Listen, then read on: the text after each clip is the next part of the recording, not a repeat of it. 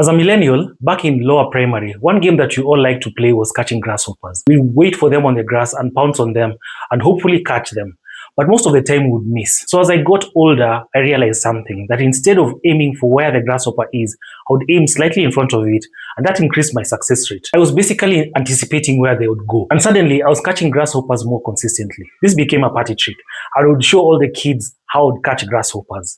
And in the end, they thought I had some amazing reflexes. But the truth is, it had nothing to do with my reflexes, but everything to do with how I anticipated where the grasshopper would go. This is the same logic behind understanding your customer user journey, and the reason why your social media ads might be sending clients to your competitors. The truth is, you might be aiming where your customers are at present, but not anticipating where they're going to go next. This is actually what happens when people see products on social media. If they're interested, they stop, they look at your ad, and then they open your profile and see what else you offer, your pricing, and all that. But as they're browsing your profiles, a thought creeps into their head. Does someone else offer this cheaper? Does someone else offer more options? So they stop and open ChatGPT or Google and ask, where can I get X product? On these results, if you're not found, you're forgotten. Not because the user is no longer interested in the product, just because they have more options now to look at. And in the end, most likely, they buy from someone else. So this is basically what happened. Your ad made the desire, but your competitor made the sale. You aim for where the fly is, but your competitor was waiting for where they would go next. You've probably looked at a brand once and thought, these guys are everywhere. But the reality is, no brand can be everywhere all the time. They just know where you'll go next. Reddit, Pinterest, ChatGPT, Google,